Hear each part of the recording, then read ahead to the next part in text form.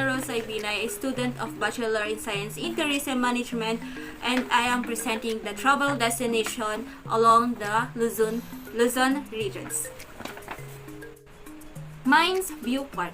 No doubt, the most famous tourist spot sa Baguio is Mines View Park because of the great views it offers.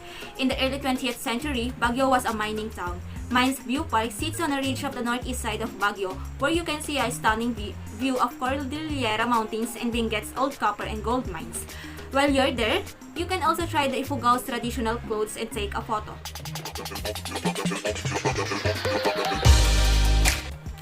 Sagada, home to spectacular views and breathtaking natural wonders, is a popular tourist spot in North Luzon, especially for the backpackers and soul searchers. The place offers sunny but cool weather, lush natural landscapes, and a sea of clouds that will let you think whether you're still on Earth, making it a perfect setting for a romantic view.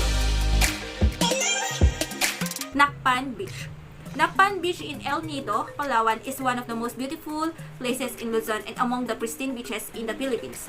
While it does not have the white sand that Boracay takes pride in, Nakpan Beach offers an equally notable island experience.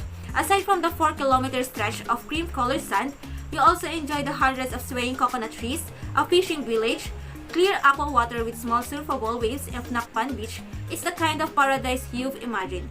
Nakpan Beach certainly does not disappoint. What travelers love about Nakpan Beach is that it doesn't get too crowded. And if you're lucky, you can have the beach all to yourself. Mayon Volcano. With the century's many wonders of nature, it's not surprising to see another jaw-dropping tourist spot in the Philippines, Luzon. Mayon Volcano is one of the most beautiful wonders of nature in the country. It is both a stunner and a killer, renowned for its beauty as it's feared for its destructiveness. Its solitary and perfect cone shape draws attention across the world, but what lies beyond its beauty is its deadly nature, an enormous chamber churning with a molten rock of toxic gas that could blow anytime. It has erupted over 51 times in the past 4 centuries, the most destructive of which is 1814. Nevertheless, it has developed a culture of resiliency among the inhabitants of its vicinity, who always rebuilt their towns and cultivated their fields after each destruction.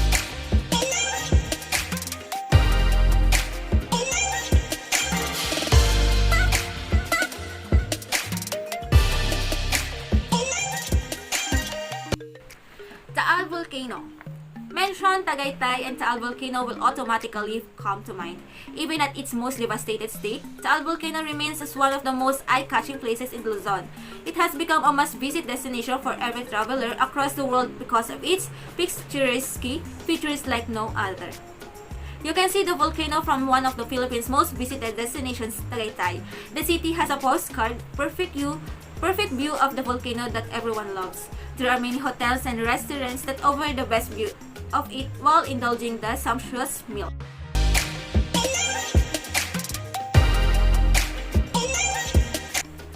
Puerto Princesa Underground River.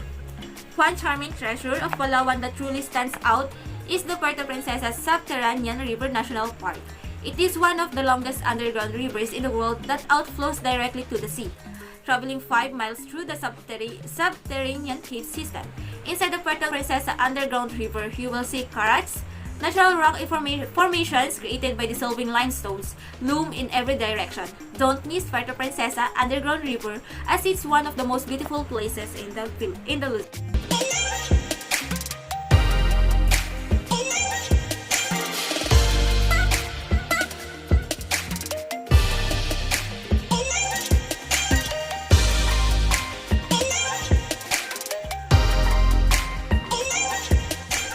Vegan. Fancy exploring historical places in Luzon? Vegan should be on your list.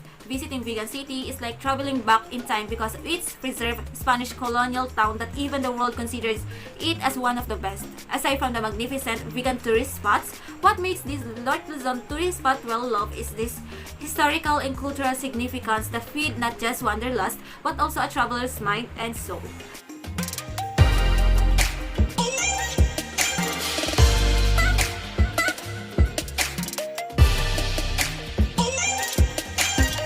Intramuros.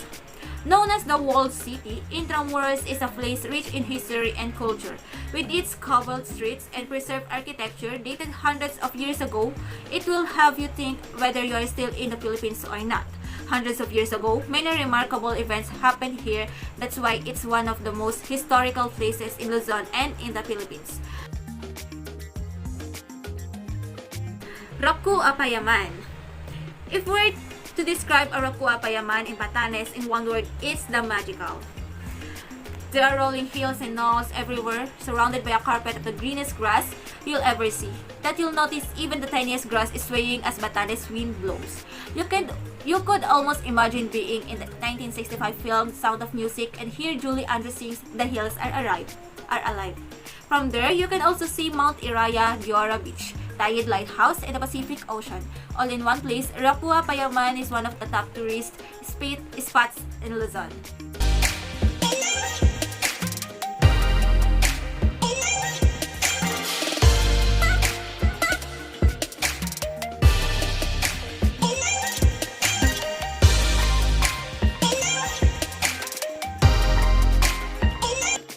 Small lagoon. Undoubtedly, El Nido always make it to the top list of beautiful places in Luzon. Don't miss the big and small lagoons as these are the best tourist spots in El Nido. You can go kayaking, paddle boarding, or swimming in these lagoons while digesting its majestic views. Aside from these lagoons, make sure to also visit Nakpan Beach as it's one of the most beautiful beaches in the Philippines.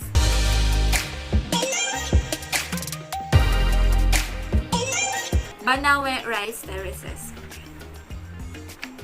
One of the places to visit in Luzon that will take your breath away is Banawe Rice Terraces.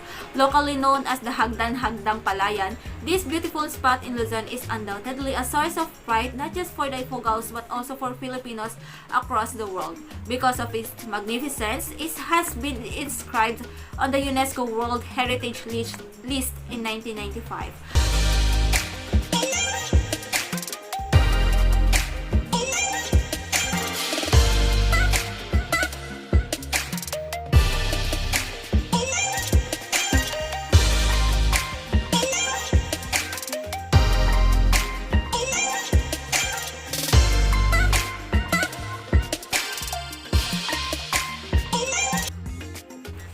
Last, Kayangan Lake.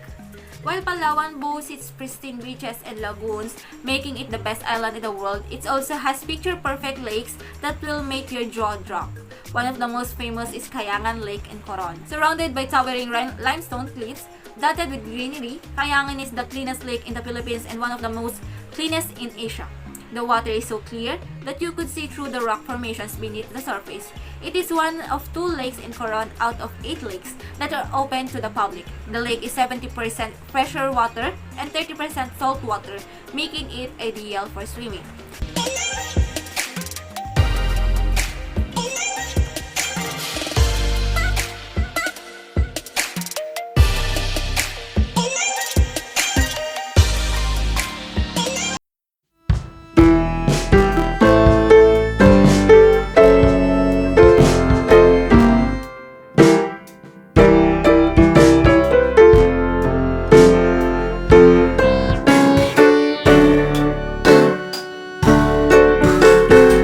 Destinations you shouldn't miss in the Visayas. The Philippines never lack amazing destinations that one should visit, whether you're itching for water adventures, food, tripping, sightseeing, or just being one with nature. Going to Visayas is the key to satisfying those wanderlust desires. This is Boracay Island, Aklan. The province of Aklan can never be left out in any Visayas travel itinerary. Rai. Its beautiful white sand beaches and memorable sunsets are incomparable, making it a must-visit destination in Visayas. Tourists can do various activities on the island, including island hopping, cliff diving, and trekking. Is Uslob in Cebu. Similar to Boracay, you shouldn't miss visiting Cebu when going to the Visayas region. Cebu is the home of some of the top tourist destinations in the region.